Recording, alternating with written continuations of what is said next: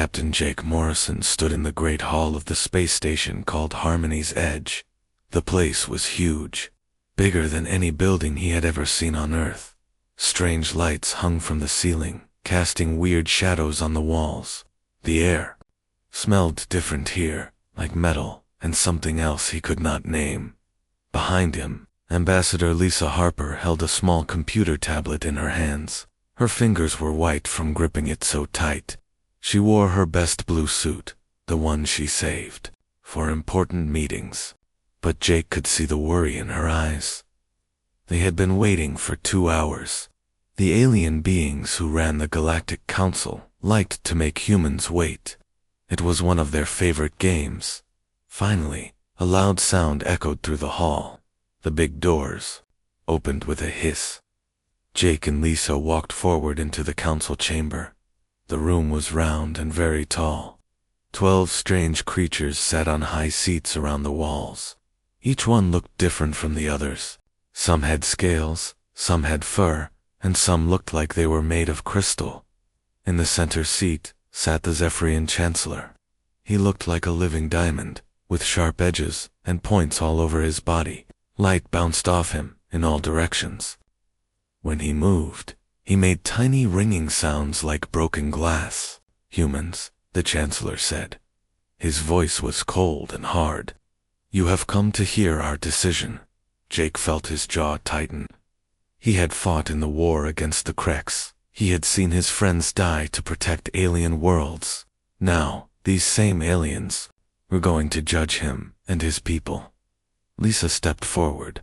"We are here to represent Earth and all human colonies," she said. Her voice was steady, but Jake knew she was scared. The Chancellor made a sound like laughing, but it was not happy. "Yes, we know why you are here. The Council has made its choice about your people." A tall, thin alien with 6 arms stood up. This was the Altarian representative. His skin was blue-gray, and his eyes were black and empty. "Humans are too wild," he said, "too quick to fight. You cannot be trusted with weapons anymore." Jake's hands turned into fists. "We just won a war for you," he said, trying to keep his voice calm. "We saved your worlds from the Kreks invasion." "Yes," said another alien. This one looked like a giant bug with wings. "You fought well, like good soldiers should, but fighting is all you know how to do." The Chancellor's crystal body changed colors, going from clear to dark red. "The Council has voted. All human military ships must be given to us. All human weapons must be destroyed. Your people will live on special worlds where we can watch them." Lisa's mouth fell open. "You want to put us in prison?" "Not prison," the Chancellor said. "Protection. You are like children with dangerous toys. We will take care of you." Jake stepped forward. His dress uniform felt too tight, and sweat ran down his back. "What about our colonies, our families, our homes?" The bug-like alien buzzed its wings. "Your colonies will be run by us now. We know what is best for them." Lisa looked at her tablet and began to read. "The people of Earth have rights," she said. "We have been part of this council for 50 years. We have followed your laws. We have silence," the Chancellor said. The word hit like a hammer. "Your rights are what we say they are. You are useful as soldiers, nothing more." The room became very quiet. Jake could hear his own heart beating. These aliens had used human soldiers to fight their wars. They had used human workers to build their cities. They had used human farmers to grow their food. But they had never seen humans as equals. Lisa tried again. "At least let us vote on this decision. We are members of the Council." The Chancellor made that glass-breaking laugh again. "Your vote does not count. We voted 11-0. Your opinion means nothing." That was when Jake felt something break inside him. All the years of serving these aliens, all the friends who had died for them, all the respect they had pretended to give humans, it was all fake. "There is one more thing," the Chancellor said. His crystal body was bright red now. "Admiral Sam Parker will be given to the Kreks as a war criminal." Jake's world went white with anger. Sam Parker was a hero. He had saved thousands of lives at Kepler Station. The only crime he had done was destroying a Krex ship that was shooting at helpless civilians. Sam Parker saved those people, Jake said through his teeth. He destroyed Krex property without permission, the bug alien said. The Krex demand justice. Lisa was shaking now. Her hands trembled as she put away her tablet. Jake watched her face change from hope to anger to something else. Something cold and final. She stood up very straight. When she spoke, her voice was clear and strong. It carried to every corner of the huge room. The United Earth Alliance withdraws from the Galactic Council, she said, starting right now. We are done with all of you. The aliens began making loud noises. Some buzzed, some hissed, some made sounds like breaking glass. They had not expected this. The Chancellor's crystal body flashed bright white. You cannot leave, he said. Everything you have, we gave you. Your ships, your technology, your very lives exist because we allow it. Jake smiled for the first time in hours. It was not a nice smile. It was the kind of smile a wolf shows before it bites. Watch us, he said. Lisa turned and walked toward the door. Jake followed her. Behind them, the aliens kept making noise, but the humans did not look back. As they reached the door, Jake heard the Chancellor shout, "You will come crawling back. You need us." Jake stopped and turned around one last time. All 12 aliens were staring at him. They looked angry and confused, like children who had broken their favorite toy. "No," Jake said quietly. "You need us. You just don't know it yet." The doors closed behind them with a soft hiss. Lisa and Jake walked through the empty corridors of the space station. Their footsteps echoed off the metal walls. "What happens now?" Lisa asked. Jake thought about all the human colonies scattered across the stars, all the ships, all the soldiers, all the workers who had given their lives for these ungrateful aliens. "Now we go home," he said. "All of us. And we take everything with us." Lisa nodded. She understood. The aliens wanted to treat humans like tools. Fine. But tools could be put away when their owners no longer deserved them. The first message went out that same day. It was short and simple. Come home. Bring everything. Leave nothing behind. The galaxy was about to learn what it meant to lose humanity. 3 months had passed since Lisa Harper spoke those words in the council chamber. Now Kate Sullivan stood in the control room on Luna Base, looking at hundreds of glowing screens. Each screen showed a different human colony, somewhere in the galaxy. Kate was in charge of getting all humans back to Earth's space. It was the biggest moving job in history. 847 colonies, 200 star systems, millions of people, and everything they had built. Status report. On New Montana, she called out. A young man at a computer terminal looked up. Last transport ship leaves in 6 hours, ma'am. They got all the farming equipment loaded yesterday. Kate nodded and marked something on her tablet. New Montana had been humanity's biggest food-growing world. The aliens had bought grain from there for 30 years. Not anymore. What about the mining station at Beta 7? Completely empty, another worker said. They even took the light bulbs. Kate smiled at that. The humans were being very careful. They were taking everything they had built, everything they had made, everything they owned. The aliens wanted to treat humans like renters. Fine. But when renters leave, they take their stuff with them. On the big screen at the front of the room, she could see Captain Ben Taylor's ship, the New Frontier.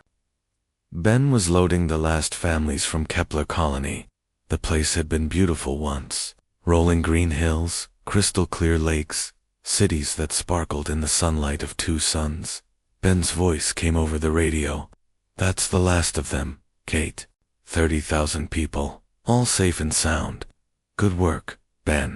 What about the buildings? Empty as a drum. We even took the playground equipment from the schools." Kate felt a little sad about that. Human children had played on those swings and slides. But orders were orders. Take everything. Leave nothing behind. The aliens had not believed it at first. The Altarians had sent polite messages asking when humans would return to work in their mines. The Zenthans had offered more money for human farmers to stay and grow food. The Eridani had promised better working conditions in their factories. All the messages got the same reply: no, thank you. It took 6 weeks before the aliens realized this was serious. Human colonies were not just closing down for a little while. They were shutting down forever. Every single human was packing up and going home. Commander Amy Foster was in charge of the evacuation at Rigel Outpost. The place had been a military base for 20 years. It guarded the space lanes that led to the Outer Rim worlds. Without it, those lanes would be dangerous for merchant ships. Amy watched her soldiers load the last of the defense satellites onto transport ships. The satellites had cost millions of credits to build. They had saved thousands of alien lives by stopping pirate attacks, but they were human-built and human-owned. "Ma'am," one of her officers said, "we're getting messages from the Centaurian fleet. They want to know if we're really leaving." Amy looked at the peaceful Centaurians on her screen. They had 4 arms and kind faces. They had always been nice to humans, but they had voted for the Council's decision too. "Tell them we're following orders," Amy said. "We came here to help protect the galaxy. The Council decided we were too dangerous to have weapons, so we're taking our weapons and going home." The Centaurian captain on the screen looked worried. "But who will guard the trade routes?" Amy shrugged. "Not our problem anymore." The biggest shock came when Chief Engineer Ron Hughes started shutting down Terra Nova Gateway. The space station was huge, bigger than some cities. It was where ships from all over the galaxy came to trade goods and fuel, but the station had been built mostly by humans. The computers that ran it were human-made. The power systems were human technology. Even the air recycling systems had been designed by human engineers. Ron had been the station chief for 10 years. He knew every wire, every pipe, every circuit board. As he typed commands into his computer, whole sections of the station went dark. "Sir," his assistant said, "the alien traders are asking what's happening." "Tell them the station is closing for maintenance," Ron said. "Permanent maintenance." By the time the aliens figured out what was really happening, it was too late. The great trade hub that had taken 50 years to build was shutting down. Ships that had been scheduled to dock there for months found nothing but empty space and a single message beacon. The message was simple: "Terra Nova Gateway is permanently closed. Please find alternative facilities." Kate watched it all from her control room. The screens showed one colony after another going dark. Not destroyed, not abandoned in panic, but carefully, systematically emptied. The humans were leaving like a family moving to a new house. They took their favorite lamp, their good dishes, their family photos, everything that mattered to them. Kate, one of her assistants, called. "We're getting emergency calls from the Altarian Trade Ministry. They're offering triple wages for human miners to stay." "Tell them our miners are busy," Kate said. "They're mining somewhere else now." And it was true. The humans were not just running away. They were building something new. In the far reaches of space, in areas the Council had never explored, massive construction projects were taking shape. Kate had seen the reports.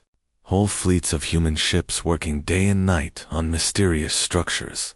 Space stations bigger than anything ever built before. Shipyards that could build vessels the size of moons. Mining operations that pulled metals from dead stars. The humans had been planning this for years. Even before the Council's insult, they had been preparing for the day they might need to stand alone. Captain Lisa Chen had been flying patrols near the edge of Council space when she saw her first evidence of it. Her ship, the Harmony's Voice, had picked up energy readings from the Outer Veil region. When she went to investigate, she found construction sites that took her breath away. huge metal frameworks floating in space, surrounded by clouds of workers' ships. The structures were clearly unfinished, but Lisa could see they were meant to be enormous. Some looked like they might be shipyards, others looked like space cities. All of them were protected by automated defense systems that politely, but firmly, told her to go away. "This is Captain Chen of the Council Survey Vessel Harmony's voice," she had said over the radio. "Please identify yourselves." The reply came back in a pleasant female voice. "Hello, Captain Chen. This is a private human construction site. Please maintain a distance of 50 kilometers for your own safety. Have a nice day." Lisa had tried to get closer, but invisible force fields kept her ship back. She could see human workers in the distance, but they ignored her completely. It was like she did not exist. When she reported back to the council, the aliens had been confused and worried. How long had humans been building out there? What were they building? Why had no one noticed it before? The answer was simple. Humans had been quietly exploring that region for decades. They had found it empty, claimed it legally, and started working there in secret.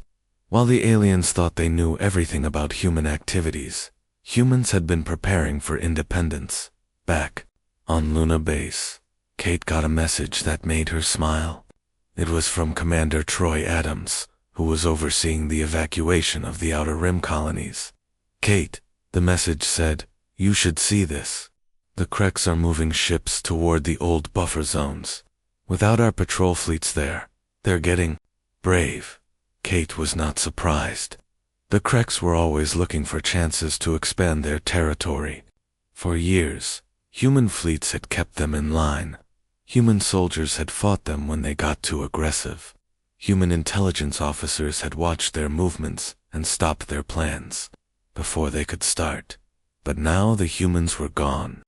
The Kreks could see that the galaxy was unprotected. "How are the Council forces handling it?" Kate asked. Troy's reply came back quickly. "They're not. The Altarian fleet won't leave their home system. The Zenthans say it's not their problem. The Eridani are asking for backup that doesn't exist." Kate shook her head. The aliens had been so sure they could handle everything without human help. They had called humans primitive and violent.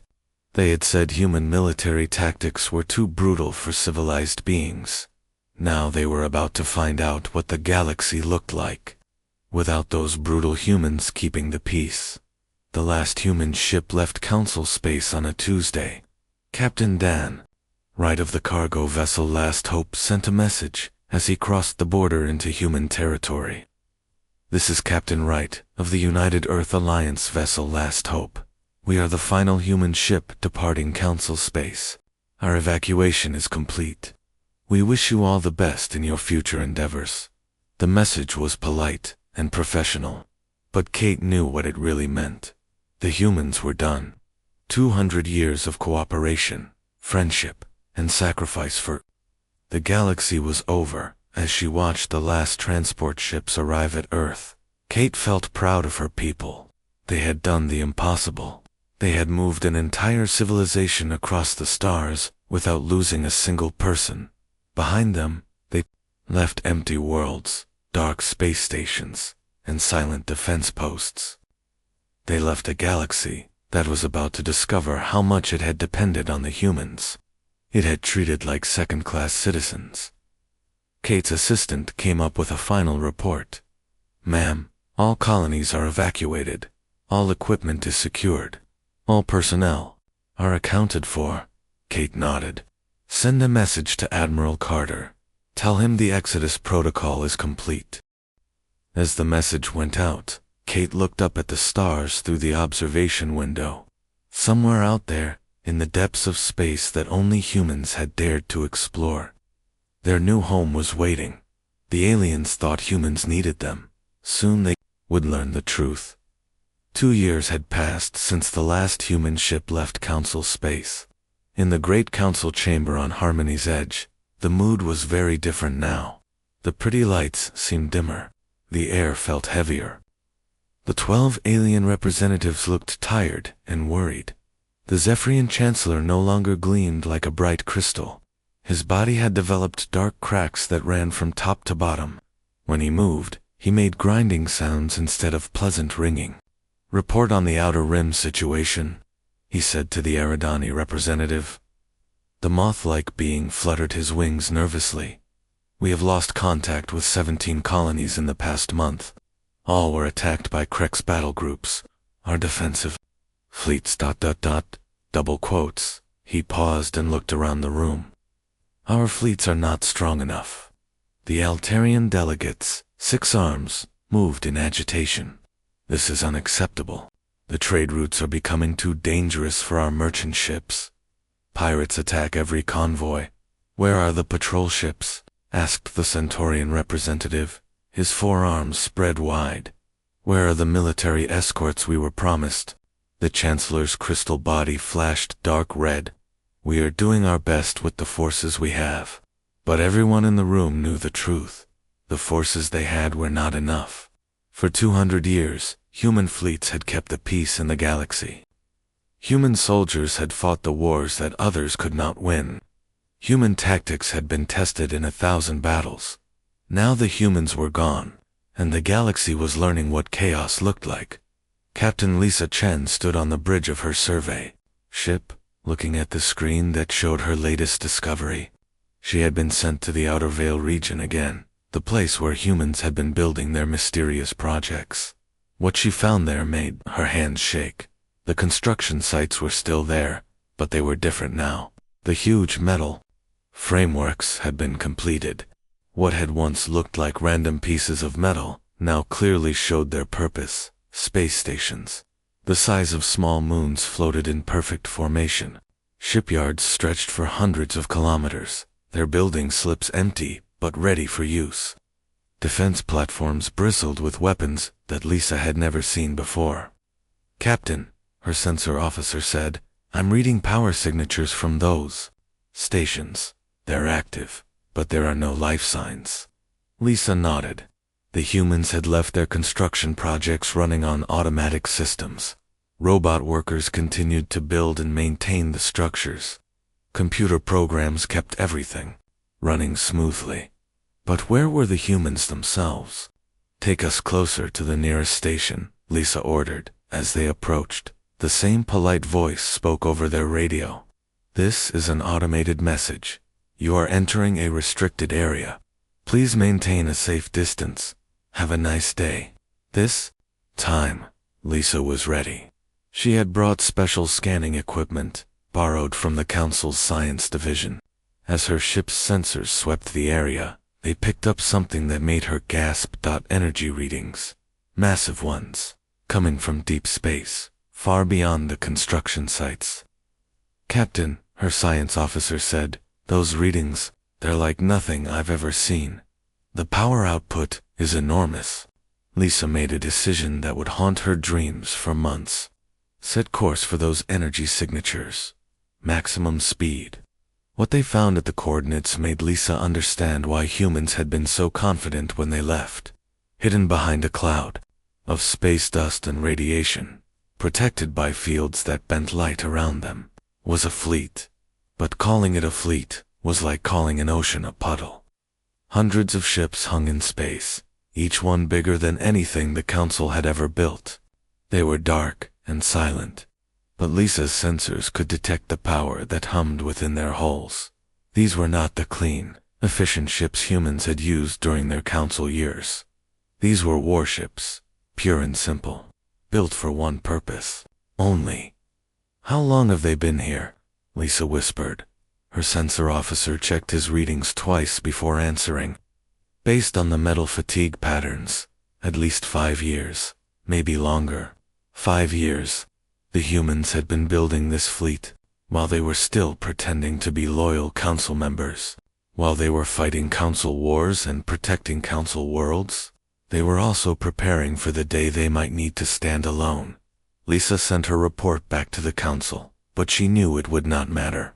The damage was already done. On the planet Altair Prime, the blue-skinned miners worked desperately to keep their operations running. Without human engineers to maintain the equipment, The massive mining machines broke down constantly.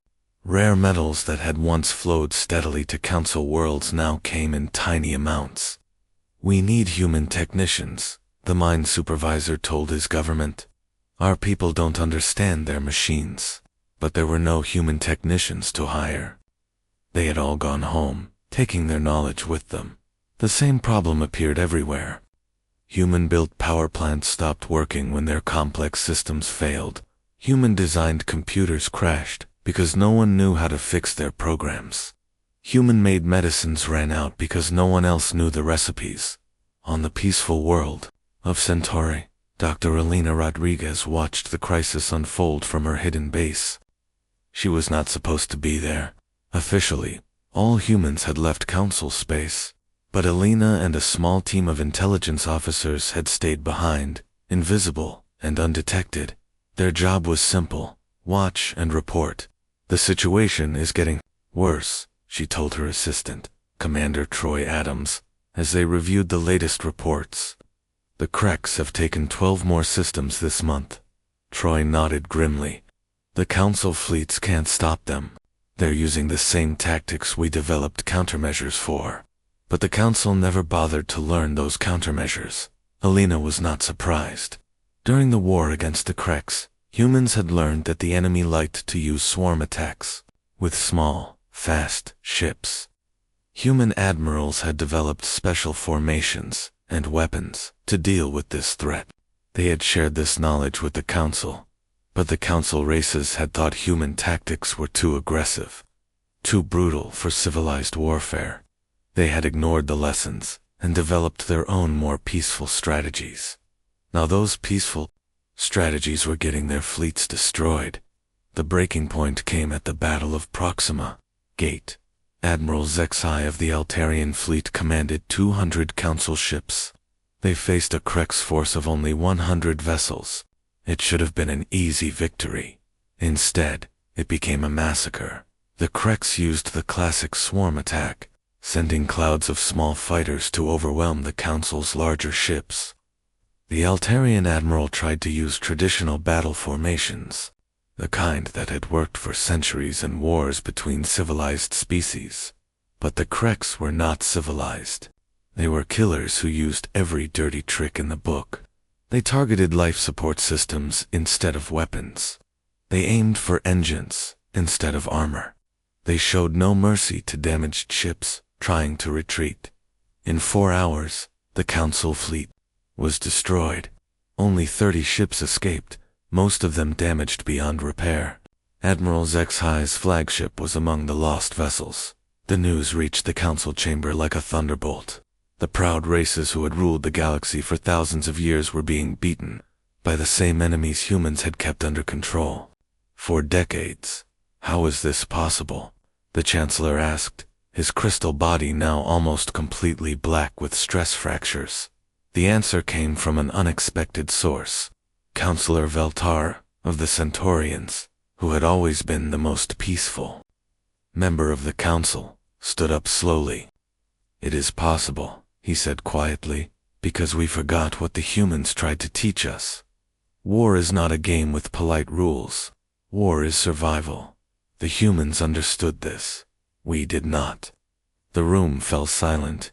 For the first time, one of them had admitted the truth. "The humans were not savage," Veltar continued. "They were effective. There is a difference." The Chancellor's body flashed angry red. "Are you suggesting we should have listened to those primitives?" "I am suggesting," Veltar said, "that those primitives kept us safe for 200 years. And now they are gone. The crisis got worse every day. Krex fleets roamed freely through space that had once been secure. Pirate gangs attacked merchant ships without fear of human patrol vessels. Trade routes that had been safe for centuries became highways of death. The Council tried to hire mercenaries, but most mercenary groups were too small to handle major threats.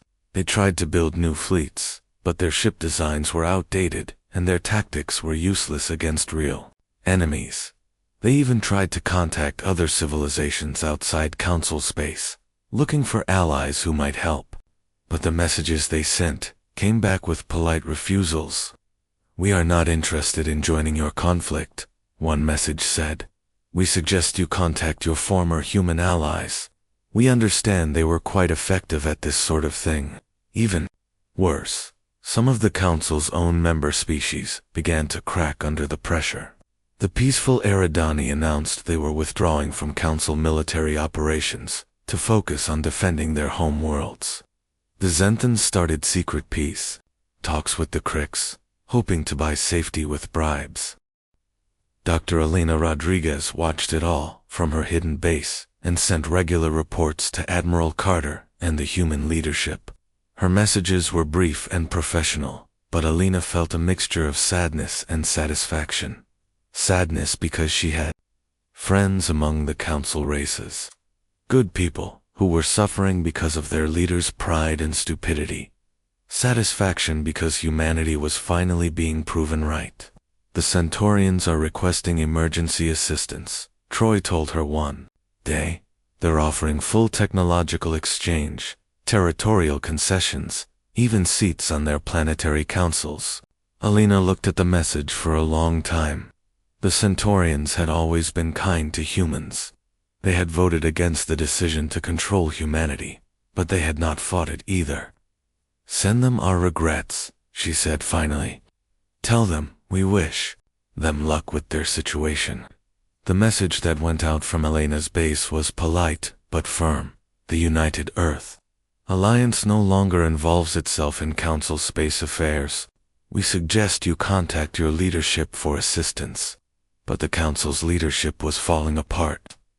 3 more species announced their withdrawal from active Council participation. The remaining members spent more time arguing with each other than fighting their enemies, and in the deep reaches of space, hidden behind dust clouds and radiation fields, the human fleet waited in silence. Alina knew they were there. She knew Admiral Carter was watching and waiting for the right moment. She knew that humanity had not abandoned the galaxy forever, but first, the galaxy would have to learn to ask for help properly. The old days of taking human sacrifice for granted were over. If the Council wanted human protection again, they would have to earn it. The question was, would they learn this lesson before the Creks destroyed everything they had built? Alina was not sure, but she was patient. Humans had learned patience the hard way, through centuries of fighting for respect in a galaxy that saw them as useful animals. Now, it was the aliens' turn to learn. The attack came without warning. War Prime Theckener of the Creks had been planning it for months, ever since his scouts reported that human fleets no longer patrolled the outer systems. The target was perfect. Centauri Prime, homeworld of the peaceful Centaurians. The Centaurians had been humanity's closest friends in the Council.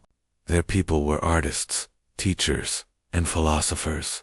They had 4 arms and kind faces, and they had never hurt anyone in their long history.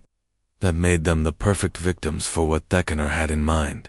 The Creks fleet dropped out of hyperspace, just past the edge of the Centauri system. 300 warships, led by Theckener's massive flagship Death's Glory. The ship was black as space itself, covered in spikes and weapon ports. It looked like what it was, a tool for destroying worlds. On the bridge of Death's Glory, Theckener studied the display that showed Centauri Prime hanging in space like a blue-green jewel. The world had no military ships in orbit, no defense platforms, no weapons of any kind. Humans always protected this place, his second-in-command said. Made it soft and weak. Theckenor's mouth opened in what his species used for a smile. Rows of sharp teeth gleamed in the red light of the bridge. Humans are gone now. Time to collect what they left behind. The first attacks hit the Centaurian communication satellites.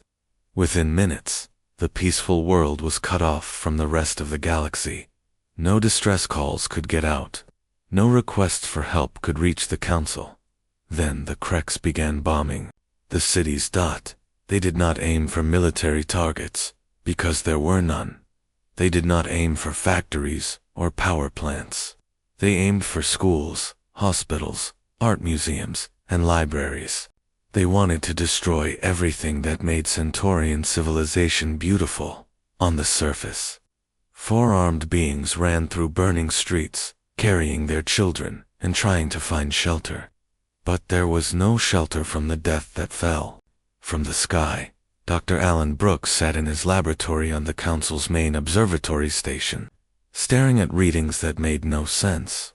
His instruments were picking up massive energy signatures from the direction of human space. The readings were so large that he checked his equipment 3 times before believing them. "Director," he called to his supervisor, "you need to see this." Director Kane, a thin Altarian with worried eyes, came over to look at the display. "What am I looking at?" "Energy signatures from human territory," Alan said. "But they're enormous. Bigger than anything we've ever recorded." Kane studied the numbers on the screen. How many ships would produce readings like this? Alan did quick calculations in his head. Hundreds, maybe thousands, and they're all moving this way. In the council chamber, the emergency session was falling apart. The news from Centauri Prime had arrived 2 hours ago, carried by a single escaped ship. The Kreks were not just attacking the world, they were destroying it, piece by piece. "We must send help immediately," Counselor Veltar of the Centaurians pleaded. His usually calm voice was breaking with emotion. "My people are dying." The Zephyrian Chancellor's crystal body was completely black now, shot through with red stress lines. "What help can we send? Our fleets are scattered. The Altarians refuse to leave their home system. The Eridani are negotiating with the Kreks for their own safety." "Then contact the humans," Veltar said desperately. "They will help us." The room erupted in angry voices. Some aliens were too proud to ask humans for help. Others were too afraid of what the humans might demand in return. A few, like Veltar, were desperate enough to try anything. "The humans made it clear they want nothing to do with us," the Chancellor said. "We burned that bridge when we tried to control them." "Then my people will die for our pride," Veltar said quietly. Across the galaxy, Dr. Elena Rodriguez received the news of the attack on Centauri Prime through her network of hidden sensors. She sat in her secret base, watching the reports come in, feeling a mixture of anger and sadness. The Centaurians had been good people. They had tried to vote against the Council's decision to control humanity.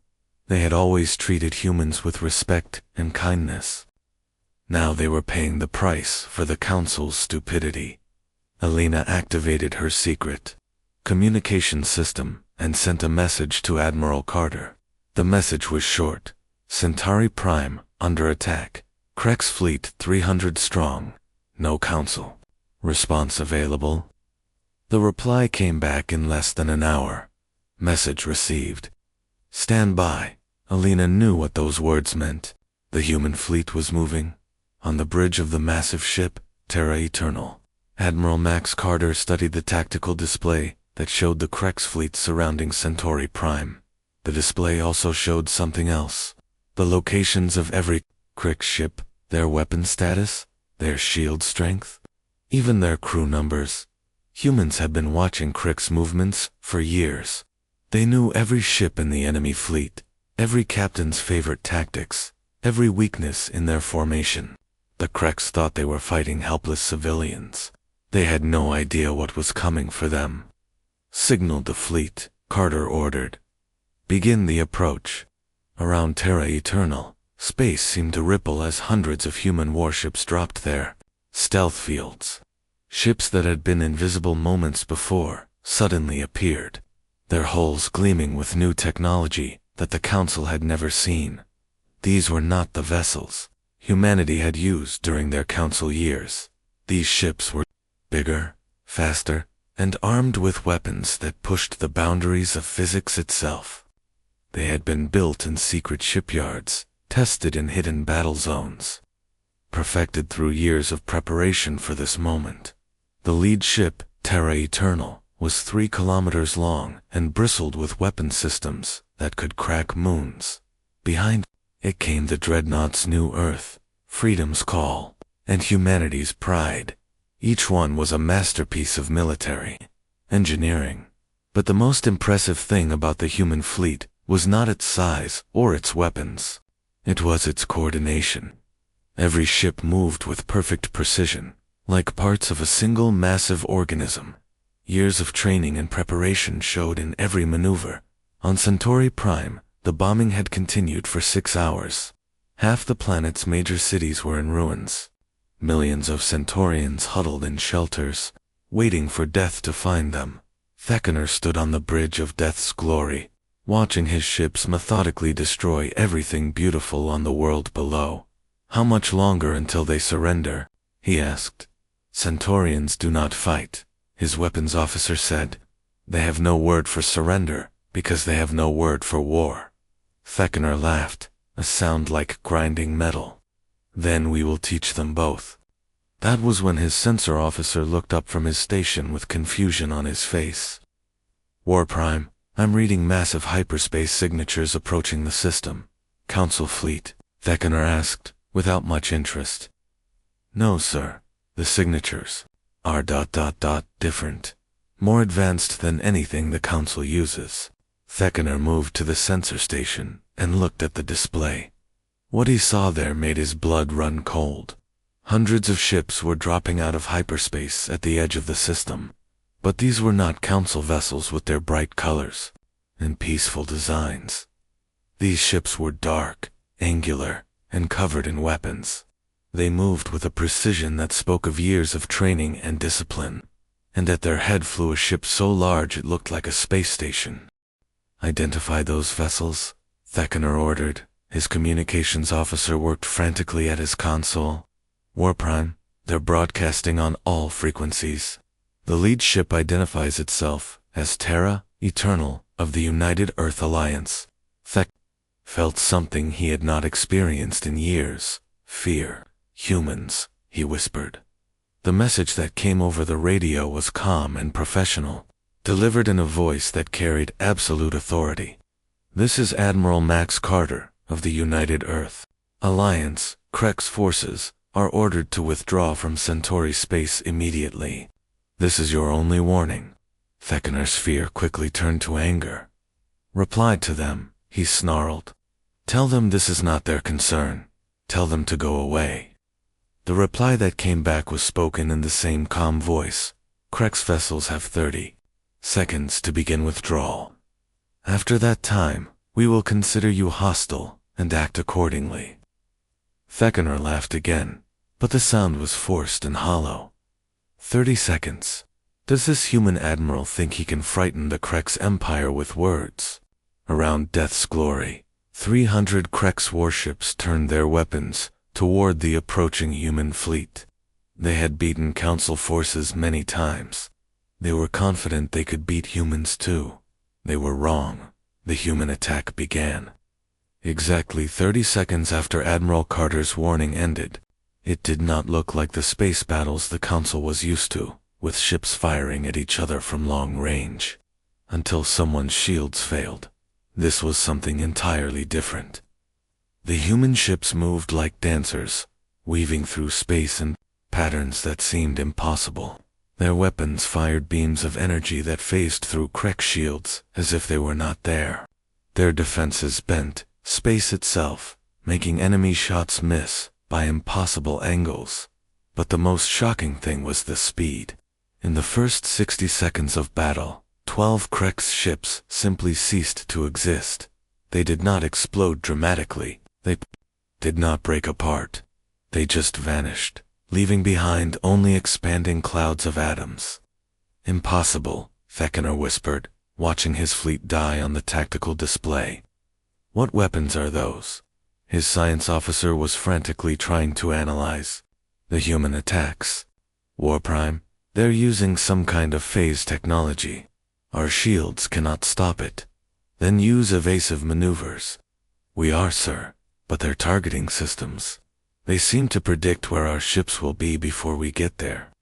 The battle continued for 20 minutes. It was not really a battle at all. It was a demonstration. The human fleet moved through the Krek's formation like a sword through paper. destroying everything in its path with surgical precision. The Kreks tried everything they could think of. They attempted ramming attacks, but human ships simply were not there when the Kreks vessels arrived. They tried concentrated fire on single targets, but the humans' defensive systems turned the most powerful weapons into harmless light shows. When Death's glory finally died, it happened so quickly that Theckener barely had time to understand what was occurring.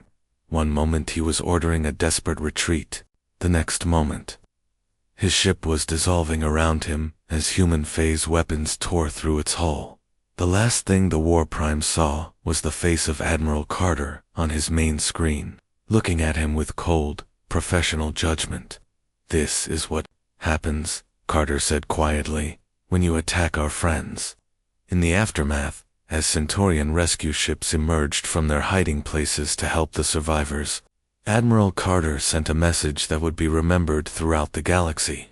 "This is Admiral Carter to all Kreks forces in this sector.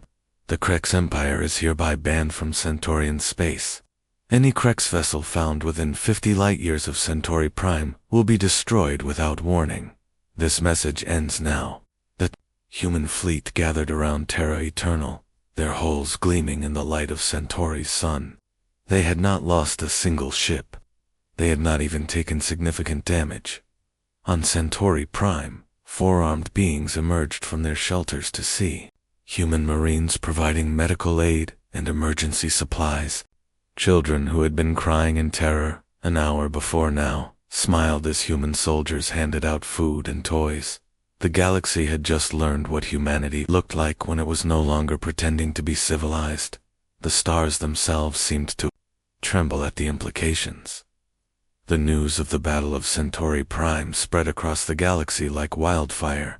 In the council chamber on Harmony's Edge, the alien representatives sat in stunned silence as they watched the recorded footage of the battle. On the main screen, they could see human ships moving through space like nothing they had ever witnessed before. The vessels seemed to dance between enemy fire, their weapons cutting through Kreks hulls as if they were made of paper. The entire Kreks fleet had been destroyed in 20 minutes. Dr. Alan Brooks, the scientist who had first detected the human fleet's approach, stood at the front of the chamber, with his hands shaking. "The energy readings from their weapons," he said quietly, "they're unlike anything in our databases. It's as if they've discovered entirely new laws of physics." The Zephyrian Chancellor's crystal body was now completely black, with deep cracks running through it. When he spoke, his voice sounded like breaking glass. "How is this possible? 2 years ago, we knew their technology. We understood their capabilities. Clearly, we understood nothing," said Counselor Veltar of the Centaurians. His 4 arms moved in a gesture of profound gratitude. "They saved my world. Millions of my people are alive because humans came to help us." The bug-like Eridani representative buzzed his wings nervously. "But where did those ships come from? How did they build a fleet like that in only 2 years?" The answer came from an unexpected source. Dr. Alina Rodriguez stepped into the council chamber, flanked by 2 human Marines in black armor. The aliens gasped in surprise. They thought all humans had left council space years ago. "We didn't build that fleet in 2 years," Elena said calmly. "We built it over 20 years. While we were fighting your wars and protecting your worlds, we were also preparing for the day you might betray us." The Chancellor's crystal form flashed angry red. "You spied on us. You prepared for war while pretending to be our allies." Elena's smile was cold as winter. "We prepared for survival while hoping we would never need to use what we built. You made that choice for us." She walked to the center of the chamber, her footsteps echoing in the sudden silence. "Did you really think we trusted you completely? Did you think we would put the lives of our entire species in your hands without any backup plan?" The truth hit the council like a physical blow.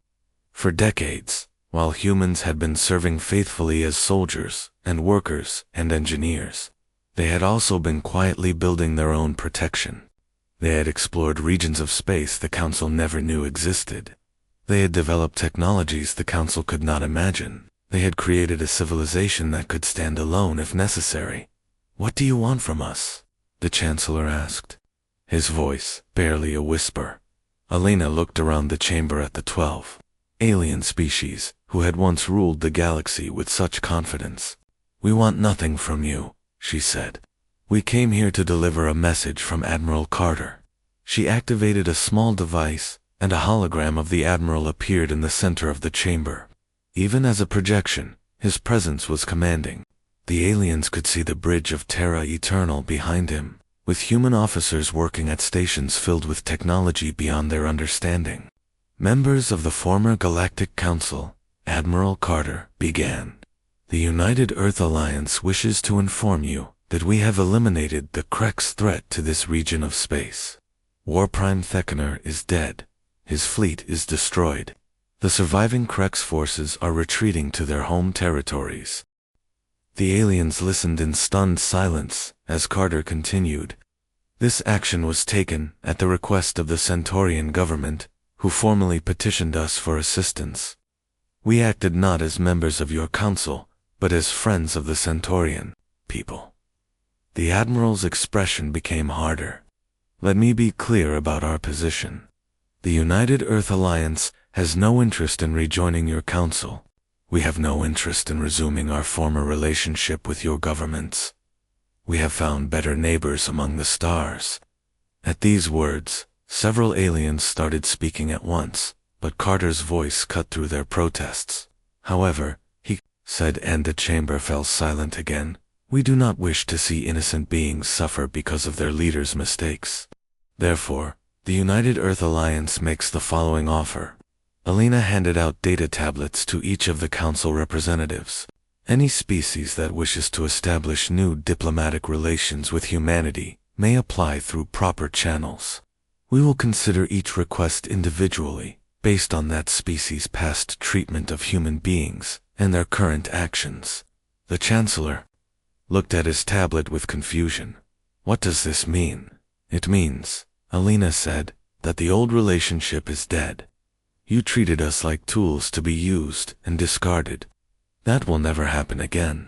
But if you want to be our equals, our true partners, then we might be willing to talk." She gestured to the tablet. "Those are the terms. Full recognition of human sovereignty, equal voting rights in any joint decisions, fair trade agreements, with no exploitation, and most importantly, respect." The word hung in the air like a challenge. Respect. The one thing the Council had never really given humanity. "And if we refuse?" the Chancellor asked. Elena's smile became even colder. "Then, you continue to solve your own problems. The Krex are only the beginning. Without human intelligence networks, you don't know about the other threats that are coming. Without human technology, you can't defend against them. Without human soldiers, you can't win the wars that are already starting." She turned to leave, then paused at the chamber door. "Oh, and one more thing. We've been monitoring your communications for the past 2 years. We know which of your species tried to make deals with the Krex. We know which ones abandoned their allies when things got difficult. That information will factor into our decisions about future relationships." After Elena left, the council chamber erupted in arguments. Some species demanded immediate acceptance of human terms. Others refused to bow to primitive demands. A few, like the Centaurians, had already made their choice. Councillor Veltar stood and addressed the chamber. "My people have already sent formal application for new diplomatic relations with the United Earth Alliance. We have learned the value of human friendship. We will not make the mistake of taking it for granted again." Over the following weeks, the applications began arriving at human diplomatic stations. Some species applied individually, abandoning the council entirely. Others tried to maintain the old system while secretly negotiating with humans on the side.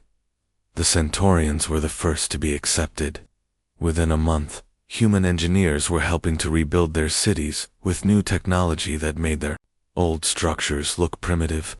Human doctors shared medical advances that could extend Centaurian lifespans by decades.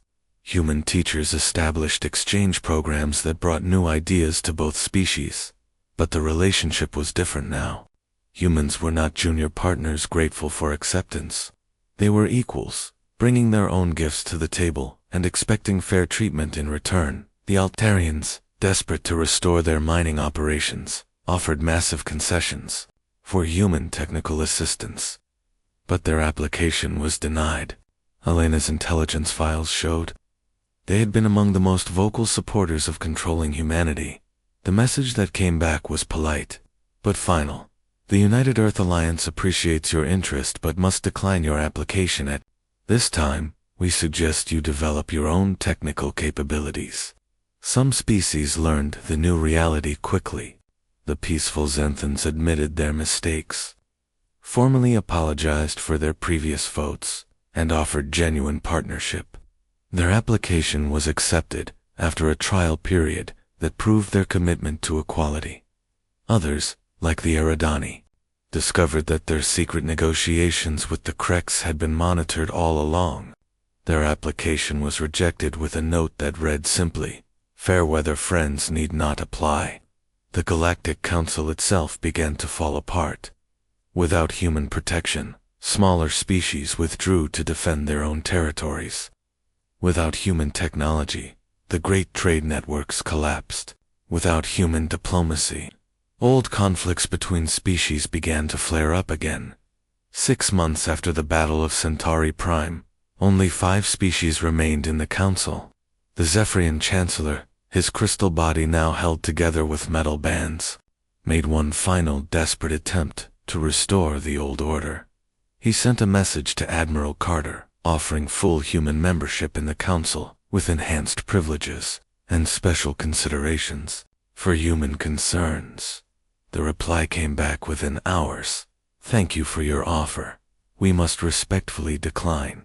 We have formed our own alliance with species who understand the meaning of partnership."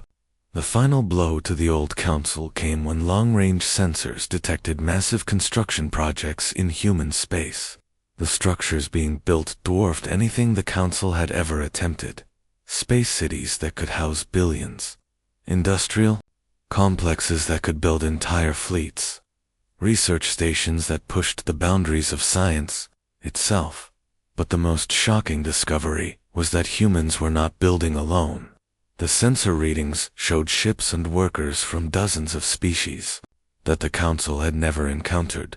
While the Council had been focused on their own small region of the galaxy, humans had been exploring vast areas of space and making contact with civilizations that made the Council look tiny by comparison. Dr. Elena Rodriguez, now serving as humanity's ambassador to the remaining Council species, stood once more in the Great Chamber. This time she was not hiding her presence or delivering ultimatums. She was saying goodbye. "The United Earth Alliance is relocating its embassy facilities," she announced. "We are establishing a new diplomatic center in the Andromeda Spiral, where we and our allies can work together without interference." The few remaining council members looked at her with a mixture of fear and resignation. "What about us?" the Chancellor asked. "What happens to the council?" Elena's expression was not unkind, but it was final. "That is for you to decide. You can continue trying to rule through fear and control, or you can learn to cooperate as equals. The choice has always been yours." She paused at the door, just as she had months before. "If any of your species truly learns the meaning of partnership, you know how to contact us. But understand this, the galaxy is much larger than you ever imagined, and humanity has found its place among the stars." As Elena's ship departed from Harmony's Edge for the last time, the council chamber fell silent. The great station that had once been the center of galactic power felt empty and cold in the vast reaches of space. Humanity's new fleet continued its work. They protected species who asked for help. They traded with civilizations who offered fair deals. They explored regions where no one had ever gone before. The galaxy had not ended when Earth left the Council. It had simply learned to get along without those who confused authority with wisdom, and power with respect. And in the deepest regions of space, where new stars were being born and new worlds were waiting to be discovered, humanity and its true allies were building something better than the Council had ever been. Something based on choice rather than control. Something based on respect rather than fear. Something that would last among the stars for generations too. The day Earth left the Council, the stars had indeed shaken. But when the shaking stopped, they found themselves arranged in a pattern more beautiful than anyone had ever dared to imagine.